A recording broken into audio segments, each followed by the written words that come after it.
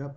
So yesterday I read the 27th chapter of The Man Who Spoke Snakish, and right now I'm gonna be reading chapter 28. So I'll do that. It starts on page number 323.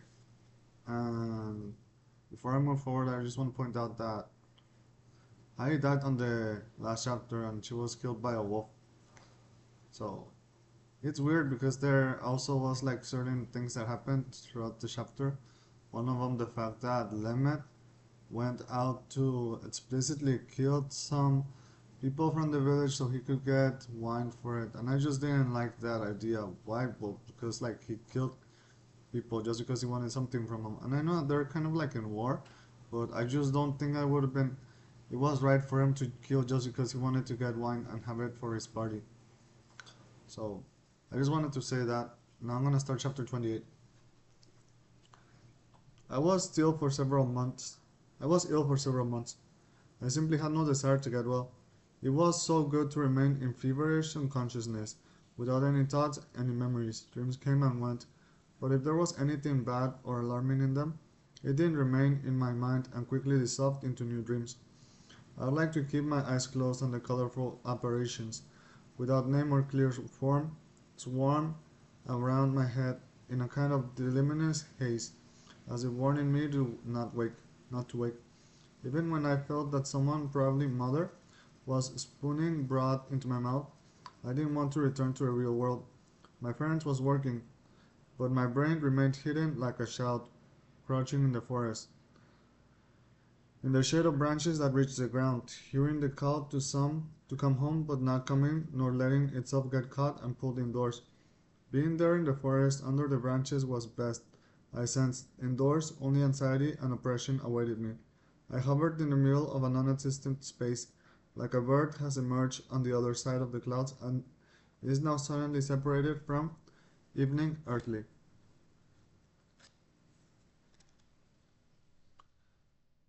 This game of hide and seek lasted a long time, and I would gladly have made my illness permanent, but I couldn't be helped. My body betrayed my hiding place. Someone's strong arms pulled me out from under the spruce branches, and although I kept my eyes tightly closed as before, as if hoping that would make me invincible, the world and its sounds and colors gradually began to encroach on me. From time to time, I found myself staring at the ceiling. Turning my head, I saw Mother, tending the fire and boiling something in a pot.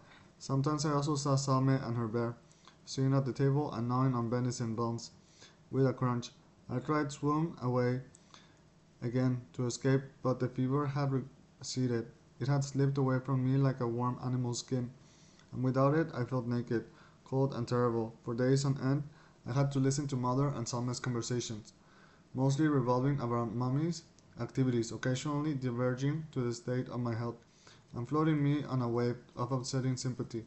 I tried to seek a way out of sleep, but that was miserable, substitute for the splendid state of unconsciousness that had protected and suited me for several months. Ordinary sleep now seemed too brief to me. It was merely like a little puddle into which I could at best dip my head, whereas I longed for a deep lake of dark water into which to dive and stay. Morning arrived over and over again. Mother started clattering and preparing food. Soon Salme and Mommy would arrive too, and I knew at the moment that was not far off when they would all gather by my bed, look at me tenderly with pity in their eyes, and ask, "Well, dear Lemet, how do you feel?" I didn't answer them, not because I couldn't, but because I feared the intoxicating joy that my first words after a long illness would excite in them. I feared that if they started clapping with excitement and congratulating me on my recovery, I would resist, leap out of bed, and bite them. Yes, I believed I was capable of even that. So I simply closed my eyes whenever they gathered to look at me again, drank the hot broth, and obediently and listened to them sadly sighing. I felt Mother stroking my head. It annoyed me. I wanted them to move out of the shack and leave me in peace. At the same time, the head stroking made me tearful, which irritated me even more. That was why I yearned to get back to my long sickness, where there were no tears, there was no anger, no pain, no silence, and drowsing on the border between life and death. Finally, I understood that I could no longer stand on the constant chatter that surrounded me day in and day out. There was only one way out of this. I had to get to my feet, then I could escape from the shop, and I wish spend a day somewhere in the forest, far from all botherers, and returned home only at night. If at all, I assumed that I was well enough by now, only by fear of the burst of joy that would follow my getting out of bed kept me back a couple of more days, but then I took courage. One morning I pushed the animal skins aside with a rapid movement, sat up in bed, and said to Mother, Mother, listen to me. I am well, but you mustn't say anything to me, not a single word. I'm getting dressed, eating, and going out. I don't want to hear a single shout. I don't want to see a single tear. I want silence. Do you understand? Mother, don't say anything. Mother nodded dumbly, and I looked at me with round eyes. She had covered her mouth with her hand, and her eyes glistened, so that I understood. She could control her voice, but not her tears. This worried me. I wanted to get dressed as quickly as possible and escape from home at once. Getting dressed wasn't easy at all. I was still very weak and clumsy, and driven by wild by the knowledge that now Mother certainly was weeping. I didn't look at her, just grabbed a bit of cold roast goat from the table and rushed out of the door. The sun dazzled me. I shaded my eyes with my hand and stumbled deep in the forest into the shade of the trees. I was seeking a lonely spot where no one ever went, somewhere I could throw myself down and see out the day until the evening. I was very pleased that I still had the courage to get out of the house. I really couldn't stand the discussions about whether Mommy had worms in his stomach or not, and if so, how to get rid of them. Of course, I did understand that life in the forest goes on, and that worms in the stomach are the most burning issue for some people and animals, but this chatter was driving me mad. It was not easy to find a lonely spot. Everywhere there was some bird hopping or hare jumping, and this confused me. I kept moving forward until I reached the edge of the forest. There I saw some village girls. Magdalena was not among them, I soon established. Actually, I should have gone away, for the village girls were undoubtedly more befuddling than any tea mouse or hare, and they weren't appropriate for a man seeking solitude. But I stayed there, getting down on my stomach among the bushes, watching the girls.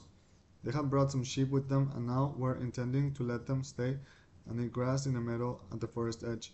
But what happens if a wolf comes? Asked one girl. There's medicine against that, answered another. Don't you remember what Elder Johannes taught us? You have to take the belt that you wear to church and draw a line with it around the pasture. A wolf won't be able to cross the sacred line, because Jesus won't let it. Do you have a belt like that? Asked the first. Of course, I always think before I leave home, said the other girl glibly. She undid a long colorful band from around her smock and began tracing an invisible through the meadows of around the sheep. The first girl followed her friend's actions with reverence. Next time I'll bring my belt with me, she promised. Just think how simple it is to fight off wolves. Jesus can do everything. Yeah, agreed the second girl, who had completed the protective circle and was now tying her belt back on. This is the foreigner's wisdom. Life is much simpler if you know it. They set off carefree in the certain knowledge that the sheep were protected from all danger. Naturally, a wolf was soon on the scene. Strangely, the sight of it did not excite any feeling in me. Although it was the first wolf I've encountered since that evening, I had no desire to kill it or pour out my breath on it in any way. Actually, there was no hatred in me, only indifference. What could this wolf do to me? Attack me? I wasn't sure that I could be bothered to defend myself. But the wolf didn't come up to me. It was more interested in the sheep. Naturally, it didn't notice that the girl had waved a belt around. That strip of clothing probably hadn't even left a scent. The wolf leapt out of the neck of one sheep, brought the animal down, and dragged it off among the trees. The sheep all bleated anxiously for a little while. They carried on eating grass. Then a second wolf came and carried off the next sheep. I didn't care to look at this massacre any longer. There was no doubt that if the girls didn't come back soon, the wolves would polish them off. It might, of course, also happen that when the girls came back, they would also be eaten up, along with Jesus and the belt. I suddenly found this idea very unpleasant. I didn't want to see that. I had to prevent it. Let the wolves gobble up the sheep. I didn't care, but the idea of another girl between those creatures' jaws made my head spin with rage. So I stayed on the spot, and I looked on while the last sheep were slaughtered. Some time passed before the girls came back. They didn't come alone. With them, Elder Johannes and Magdalena. I crouched down as low as I could. I had not seen Magdalena since the time when I walked home that evening in love with her. That seemed to have been in another life. After that had come the escape with Hai, meeting grandfather and everything else, but that world had now vanished, cut from under me like a grandfather's legs. What had become of grandfather who had promised to fly in after us soon? Had something happened? Had he not been able to get the last essential bones? At the same time, I was dreaming of grandfather in his distant island and thinking of Magdalena, who was standing right here, so close to me that if I had to stood up, she would have seen me immediately. She had grown a little plumper, but was still wonderfully beautiful, and I felt my own amazement that I still loved her. I tried to ward off that feeling. It seemed obscene to me. I had come from the forest to seek solitude, to mourn in silence, then melt into a mouse like Mime. For what I could life be without Hyde, whom I had loved so much? But I caught one glimpse of Magdalena, and I couldn't take my eyes off her. All the feelings that had seized me by the monastery as we listened to the monks singing, the desire to touch her, to sit in her presence, smell her, came roaring back like an unexpected cloudburst. But it also occurred to me, grandfather did not lose his mind after he lost his legs. He started building wings. If things don't go one way, you have to try another. That train of thought seemed repulsive to me. My only consolation was that I could nonetheless acknowledge it. And yet I yearned for Magdalena. I liked her. In fact, I was in love with her. How repellent it all was. How good it would be to smolder in a fever without a single thought, without a single doubt. While I was at war with myself in the bushes, the girls and the village elder were dealing with the sheep, or rather with their absence. The traces in the grass left no doubts that the sheep had fallen victim to wolves. But I drew a sacred ring around them with my belt, wept one girl. It was supposed to help. It does help, Johannes assured her, but it protects only against ordinary wolves, who are subject to God's commands. In the case of werewolf, a belt is no help. Satan helps it to jump over it. Did a werewolf come here then? Screamed the other girl, shrieking with terror. There's no other explanation for the sheep disappearing, replied the village elder. The church belt keeps all ordinary wild animals away. That wisdom has been known for centuries in Germany and in the holy city of Rome. Consequently, it must have been a werewolf doing the mischief here. Can't Jesus do anything about it? Sobbed the second girl. Oh, he can, said Johannes, consoling her. But against a werewolf you need more effective weapons than a belt. I'll have to consult with the holy monks and ask what they recommend. Doing. There must surely be some prayer or relic to ward off that servant of Satan. I'm afraid, said the first girl. Let's go home. Yes, agreed Johannes. A shame about the sheep. We don't have any more of them in the village, but God will help us in time. They set off and stretched out to look at them leave, to see more Magdalena before she disappeared from view. But Magdalena did not go to the village. She said something to her father, turned aside and started going in a different way. Then she slowed down her pace, looked around as if wanting to make sure that her father and the other girls no longer saw her, and ran back to the edge of the forest. I thought she had lost something, but to my great surprise I heard Magdalena quietly calling, Lemet, are you there? Lemet! I got up and stepped out of the bushes. Hello, I said. Did you see me? No, but I knew you must be somewhere nearby, replied Magdalena, coming up to me and putting her hands on my shoulders. She looked into my eyes and smiled slyly. I felt her scent, and it made me weak in the knees. I put Magdalena to my breast and kissed her. Magdalena didn't resist. I felt her licking my lips with her tongue. You killed the sheep, she whispered. I pushed away in amazement. What did you say? Your lips don't have the taste of blood, but I know it was you, giggled Magdalena, as if anticipating another fun. You know how to change into a werewolf. Who else does? I told you a human being can't change into a wolf. That's rubbish, I explained. They were quite ordinary wolves that ate up the sheep. I saw them myself. It was clear that Magdalena didn't believe me. I understand that you can't tell me all your secrets, she said. In church, too, there's so plenty that I don't understand, because monks talk in Latin, powerful spells that have to be well hidden away. I don't want you to teach me to change into a werewolf anymore. I don't have time for that, but I want you to teach me my child. Your child? I repeated, astonished. You have a child, Magdalena? Not yet, but I soon will, replied the girl. Listen, I'll tell you. I don't want to keep it secret, and besides, it's not something that can be hidden. It can't be hidden quite soon until it will clear to everyone how things are with me. I'm so happy. You know, it happened last evening when you and I saw each other. You went off to a forest and I walked back towards the village. Do you remember? Just before that we'd seen a knight riding in so grandly on a stallion. Can you imagine? As I was trudging back to the village I met him again. This time he came right up to me. I bowed and greeted him in German. I don't know how much German, but enough to greet someone. The knight stopped his horse, looked at me, and asked me my name. I was so excited I could hardly reply. I'd never talked to a knight before. I told him my name, and then the knight took me by the shin and looked at my face. He tousled my hair, felt my breast, and then, can you believe it? Pulled me onto his horse's back and carried me straight to his castle. How splendid everything was there. Pure silver drinking cups and bed covered with expensive drapes. He slept with me. Lemet, do you understand a foreign knight slept with me? He made a shout inside me. I looked at Magdalena as she glowed with pleasure as if she were demented. But I have to admit that her story aroused me. And I would gladly have liked to follow the knight's example. In some way Magdalena now seemed a lot more worldly. If a foreign Iron Man had been allowed to fondle her hair and breast, then why not me too? The only thing that slightly disturbed me was the knowledge of the shout hidden inside the girl.